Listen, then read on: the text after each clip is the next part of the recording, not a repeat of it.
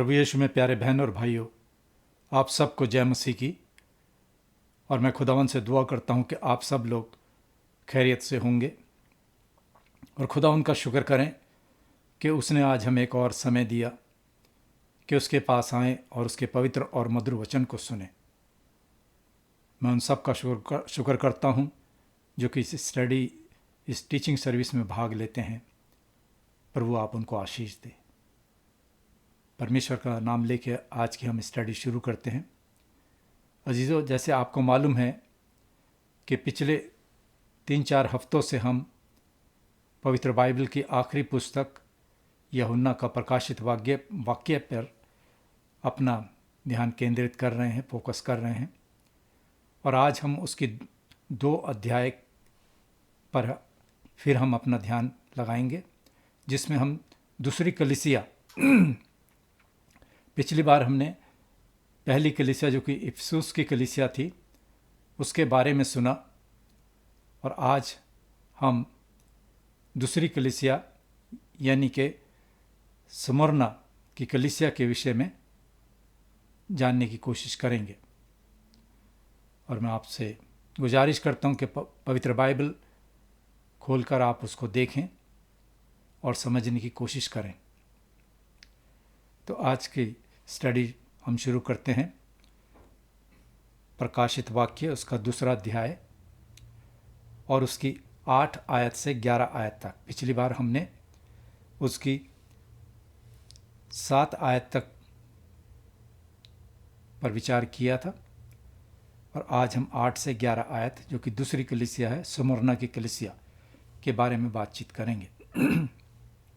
और लिखा है, और स्मुरना की कलीसिया के दूत को ये लिख कि जो प्रथम और अंतिम है, जो मर गया था और अब जीवित हो गया है, वो ये कहता है कि मैं तेरे कलेश पर और दृढ़ता यानी गरीबी को जानता हूँ, परंतु तू धनी है, और जो लोग अपने आप को यहूदी कहते हैं और है नहीं पर शैतान की सभा है, उनकी निंदा को भी मैं जानता हूँ।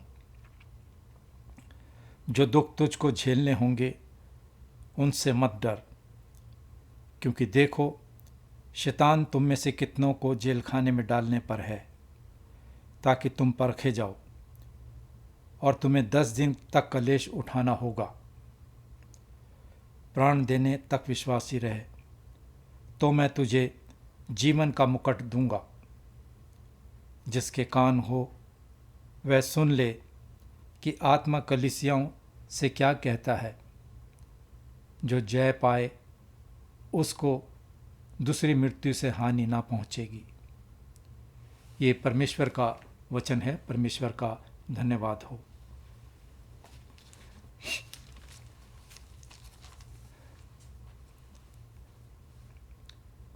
बहनों और भाइयों, आज हम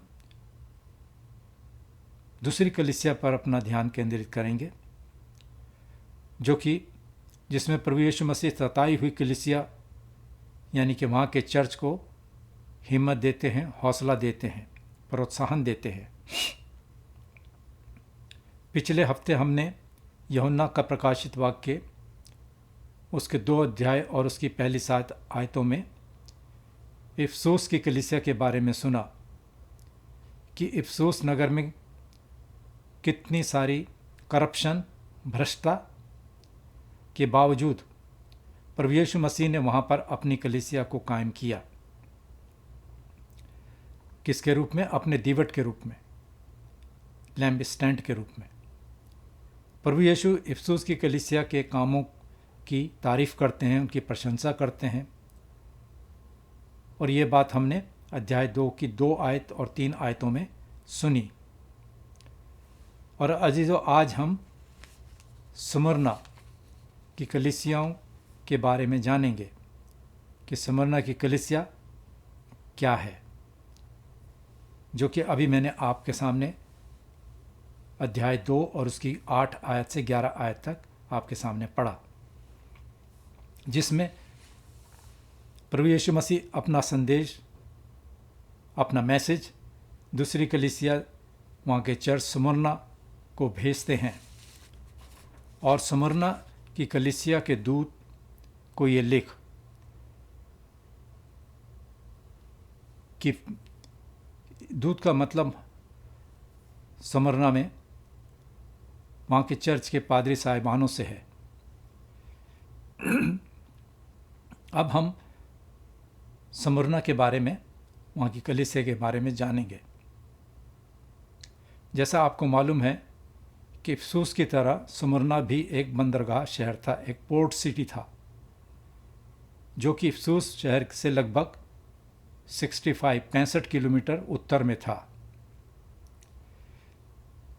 और ये नगर बहुत सुंदर शहर भी था और ये व्यापार और कॉमर्स, वाणिज्य के लिए मशहूर था, प्रसिद्ध था। और इस शहर को नष्ट कर दिया गया और फिर एक योजना के अनुसार BC 290 ईसा पूर्व 290 में इस स्मुरना शहर का दोबारा निर्माण किया गया। तो ये थी स्मुरना शहर की हिस्ट्री, इतिहास।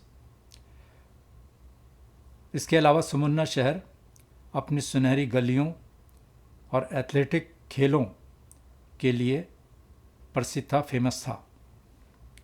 इस शहर को एशिया में गोल्डन सिटी के रूप में जाना जाता था।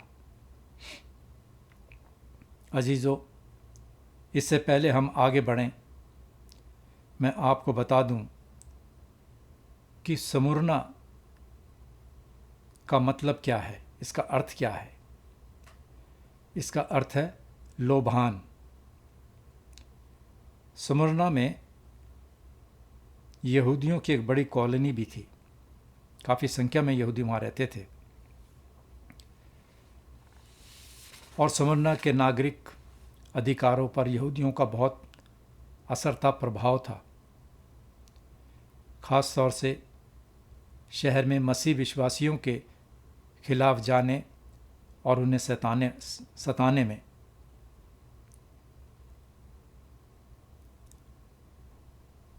इन आयतों में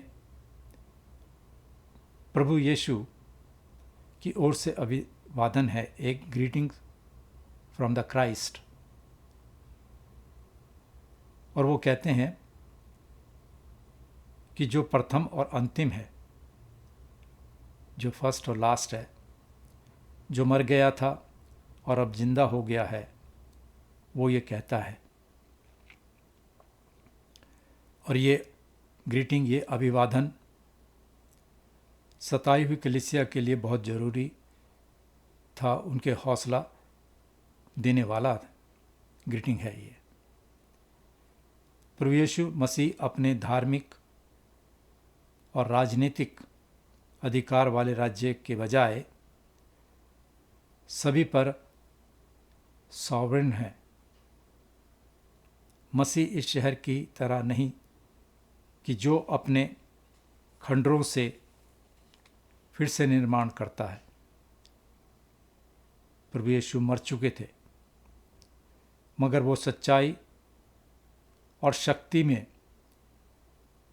फिर दोबारा जीवन में आए। प्रभु यीशु वो हैं जिसने मौत और कब्र पर विजय पाई। वो महान हैं। He is sovereign Lord. पीड़ित कलीसिया के लिए प्रभु यीशु, सताई हुई कलीसिया के लिए प्रभु यीशु अपने संदेश में उस मसीहों को देखते हैं। आयत 9 में, वर्ष 9 में प्रभु स्मुरना की कलीसिया को कहते हैं, आयत 9 में, कि मैं तेरे कलेश और तेरी गरीबी को जानता हूँ। प्रभु उसे समझाते हैं। आयत 10 के पहले भाग में प्रभु अपना वायदा देते हैं और आयत 10 के बी और आयत 11 में मेहरबानी से इसे ध्यान से देखें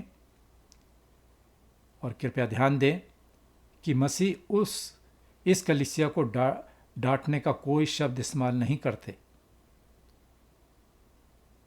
जैसे कि दूसरी 6 कलीसियाओं के लिए करते हैं। यहाँ पर प्रभु उनको डांटते नहीं। अब हम आयत 9 पर आते हैं। प्रभु कहते हैं आयत 9 में कि मैं तेरे कलेश और गरीबी को जानता हूँ। और वो ये भी कहते हैं परंतु तू धनी है।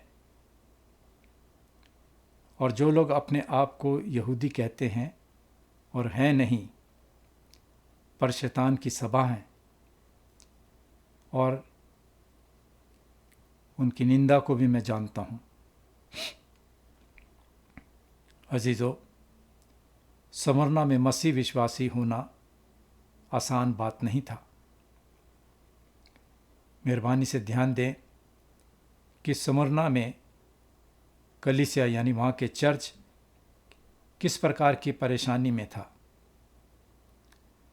प्रभु यीशु उनकी परेशानी और उनके दुखों को जानते हैं। उनके पास पहनने या खाने के लिए लगभग कुछ भी नहीं था। प्रभु यीशु के अनुयायी उसके विश्वासी होने के कारण उनके साथ भेदभाव किया जा रहा था। जितने यहूदी लोग थे मसीह लोगों के साथ गलत सलूक करते थे, उनके साथ भेदभाव करते थे, जैसा कि आज कई देशों में मसीह विश्वासियों के साथ अत्याचार हो रहा है। उनको तरह तरह की दुखों और मुसीबतों से गुजरना पड़ रहा है। वही हाल स्मुरना में वहाँ की कलीसिया का था, वहाँ के चर्च का था। स्मुरना में मसीह उन लोगों की बुराई को जानते हैं जो कहते हैं कि वे यहूदी हैं। प्रभु कहते हैं कि वे यहूदी नहीं हैं। यहाँ पर प्रभु यीशु का क्या मतलब है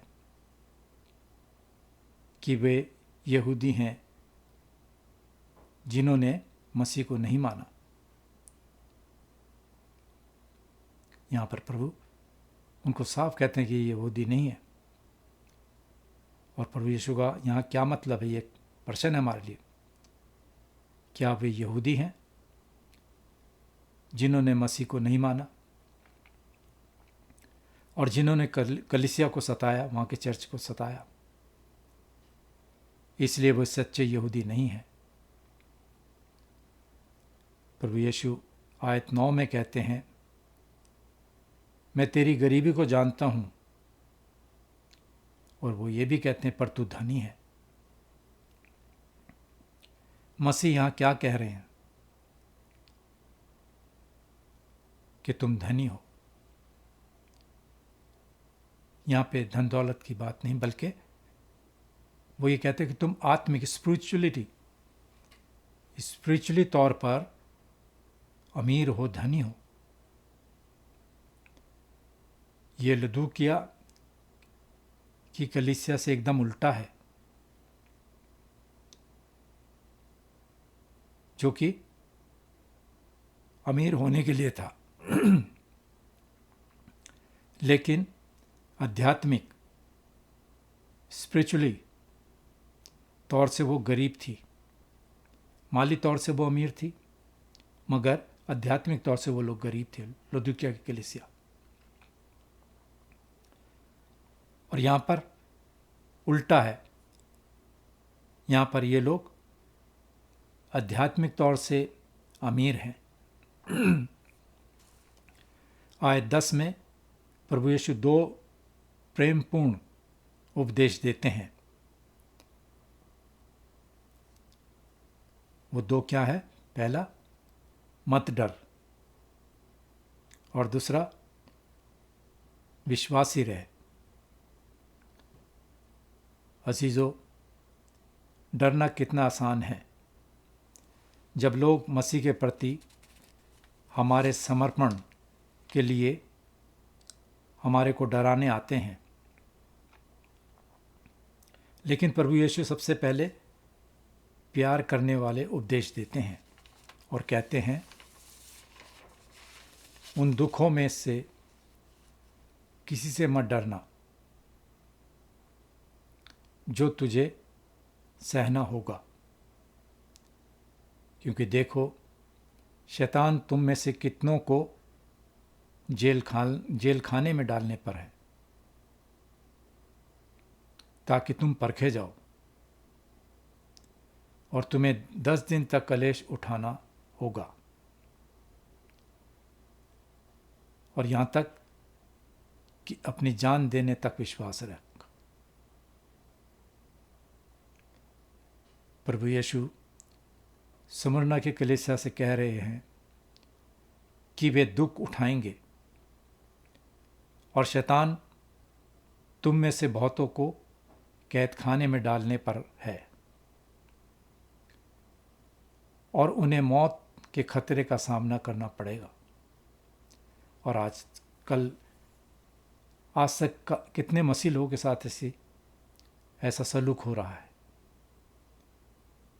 कि विश्वास के कारण उनको तरह तरह की मुसीबत और जेल खाने में डाल दिया जाता है। मगर मुबारक है वो जो कि अंतिम आखिरी समय तक प्रभु यीशु को अपना उद्धार करता और अपना विश्वास प्रभु यीशु में कायम रखते हैं। परमेश्वर इस कलेश का इस्तेमाल स्मुरना की कलीसिया के विश्वास और प्रभु यीशु के प्रति उनकी वफादारी को परखने के लिए करता है। लेकिन मसीह में उन्हें डरने की कोई ज़रूरत नहीं, कोई आवश्यकता नहीं है। जब परमेश्वर की कृपा से कोई व्यक्ति, कोई इंसान प्रभु में विश्वासी बन जाता है तो प्रभु यीशु उसे संघर्ष के बिना जीवन देने का वायदा नहीं करते। वो ये नहीं कहते कि दुख मुसीबत या परेशानी तेरे पर नहीं आएगी। पौलुस के जीवन को देखो, जिसने तरह तरह के दुख मुसीबत और अपनी जान तक गवाई। प्रभु यीशु पर अंतिम सांस तक उसने ईमान रखा। मगर परमेश्वर हमें इतनी शक्ति देता है कि हम उन दुखों में घबराते नहीं, बल्कि हमारा को प्रभु तसल्ली और इत्मीनान देता है। तो प्रभु यीशु मसीह नए विश्वासी को भी ये कहते हैं कि अगर तुम प्रभु यीशु मसीह में आते हो तो ये मत समझो कि हर एक चीज़ अच्छी होगी। और इसी तरह से यहाँ स्मुरना में कलीसिया का स्थान जेल खाना और शायद मृत्यु भी है। लेकिन प्रभु यीशु उन्हें उपदेश देते हैं कि जो दुख तुझे उठाने होंगे उनमें से किसी से भी मत डर। बार बार प्रभु यीशु मसीह और पवित्र बाइबल में भी शब्द आया है कि मत डरो। प्रभु यीशु कलीसिया को विश्वास में रहने का उपदेश देते हैं और यहाँ तक कि मृत्यु तक वफादार रहने के लिए कहते हैं। हमें कैसी दौड़ में दौड़ना है और इसके बारे में प्रभु ने हमारे लिए क्या किया है। आज ये प्रश्न मेरे और आपके लिए है कि हमें कैसी दौड़ में दौड़ना है और इसके बारे में प्रभु ने मेरे और आपके लिए क्या किया है। समय लगे तो मेहरबानी से इब्रानियों के नाम पत्री उसका 12 अध्याय और उसकी 1 और 2 आयतें पढ़ें।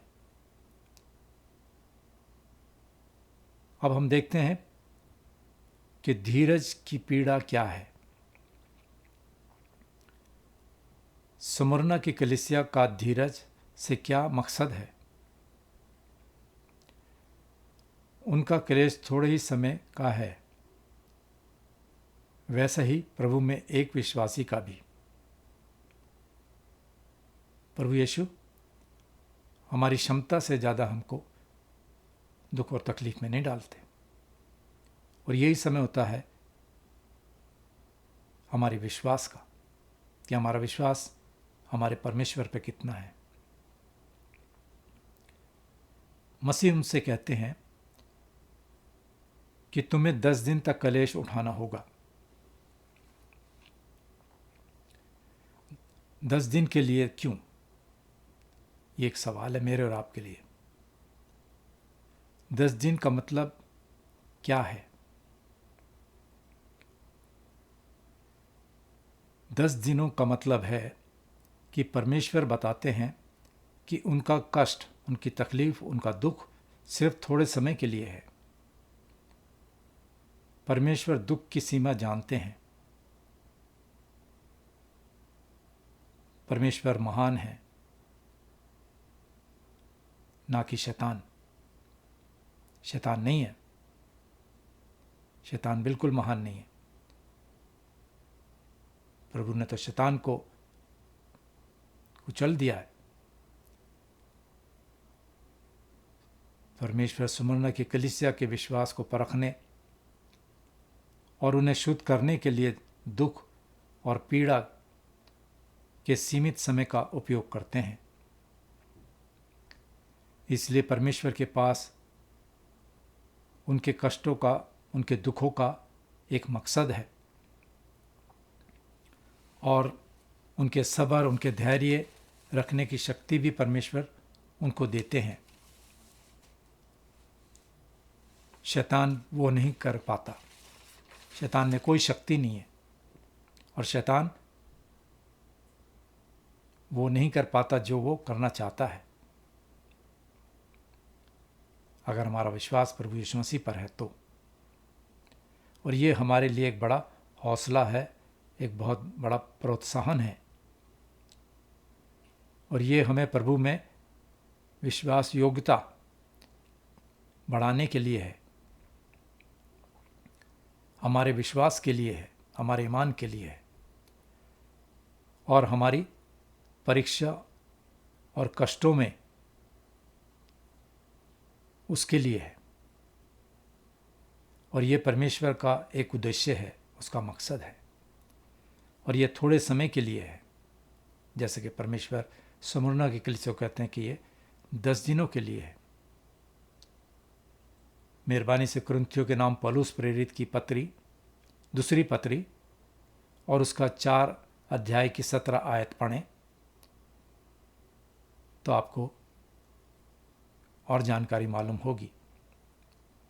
अजीज़ों, अब हम आयत 10b और आयत 11 पर आते हैं, आखिरी आयत पर, जहाँ पर प्रभु यीशु विश्वासी को 2 प्रॉमिसेस करते हैं, 2 वायदे करते हैं, और उसके साथ उनको आश्वासन देते, अश्योरेंस देते हैं।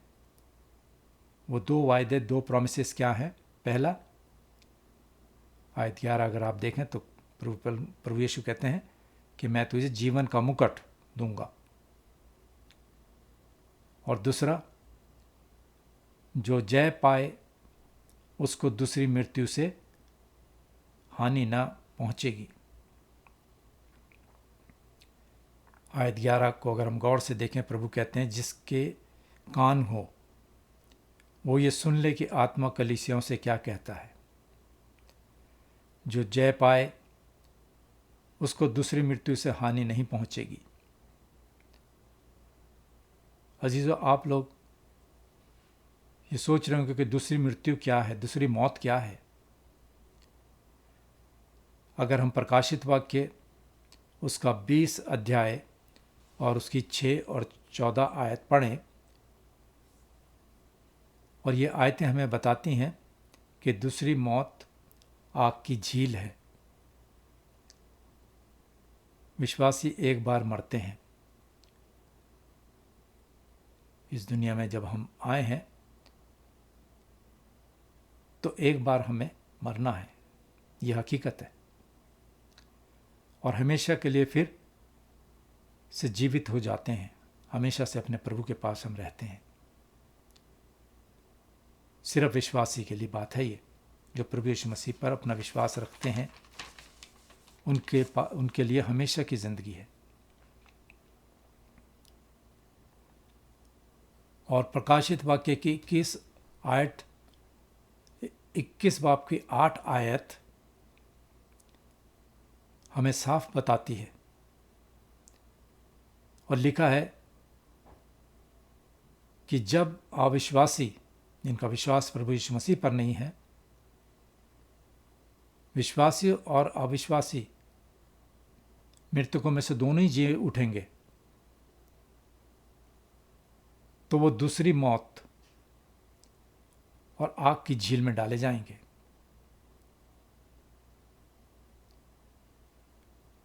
और ये दूसरी मौत है हमेशा के लिए।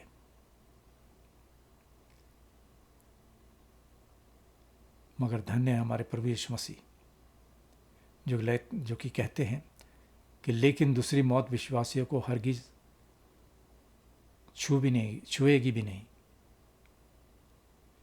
दूसरी मौत विश्वासियों को हरगिज नहीं छुएगी, उसको नहीं छू सकेगी। और वो हमेशा अपने उद्धारकर्ता प्रभु यीशु मसीह के साथ रहेंगे। और ये बात हमें आयत 8 में मिलती है, दूसरे अध्याय की, प्रकाशित वाक्य दूसरे अध्याय की 8 आयत में हमको इस बात का पता चलता है। और लिखा है, जो प्रथम और अंतिम है, जो मर गया था और अब जिंदा है, वो ये कहता है।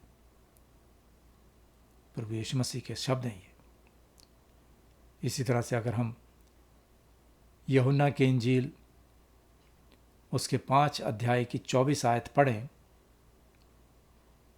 जिसमें प्रभु यीशु मसीह विश्वासियों को इन शब्दों से तसल्ली और दिलासा देते हैं। और प्रभु यीशु मसीह के ये खुद शब्द हैं और कहते हैं, जो मेरा वचन सुनकर मेरे भेजने वाले पर यकीन करता है, बिलीव करता है, प्रतीति करता है, हमेशा का जीवन उसका है और उस पर दंड की आज्ञा नहीं होती, परंतु वो मृत्यु से पार होकर जीवन में प्रवेश कर चुका है। आमीन। वाकई जिनका विश्वास, प्रभु साफ कहते हैं, जो मेरा वचन सुनकर मेरे भेजने वाले पर बिलीव करता है, हमेशा का जीवन उसका है और उस पर दंड यानी कि मृत्यु की आज्ञा नहीं होती, परंतु वो मौत से पार होकर हमेशा की जिंदगी में प्रवेश दाखिल कर चुका है। तो बहन और भाइयों, आज हमने दूसरी कलीसिया स्मुरना के बारे में जाना और मैं उम्मीद करता हूँ कि प्रभु आपको इतनी अकल और दानाई बख्शे कि आप प्रकाशित वाक्य को, इन बातों को सुने, पवित्र बाइबल पर अपना ध्यान लगाएं, क्योंकि जो कुछ भी परमेश्वर ने मेरे को हिम्मत दी है, मैं आपको बताने की कोशिश करता हूं और उम्मीद करता हूं कि आप इस टीचिंग सर्विस से लाभ उठाएंगे और इसको आप अपनी तक सीमित ना रखें, बल्कि अपने मित्रों, अपने परिवार के दूसरे सदस्यों के साथ प्रभु यीशु मसीह के जीवित संदेश को बांटें। प्रभु आपको आशीष दे, आपके परिवारों पर परमेश्वर की आशीष रहे। सब लोग परमेश्वर के प्रभु यीशु पर विश्वास लाएं। आने वाला सप्ताह, जबकि तमाम आप लोग क्रिसमस की तैयारी पर हैं, प्रभु आपको आशीष दे। हम उन लोगों के लिए दुआ करते हैं जो भूखे हैं, गमज़दा हैं, बीमार हैं या किसी और मुसीबत में हैं, कि कि प्रभु आप उनकी भी प्रार्थनाओं को सुने ताकि वो भी अपने दुखों से छूटकर आपका धन्यवाद दे सकें। परमेश्वर का धन्यवाद हो। शलोम।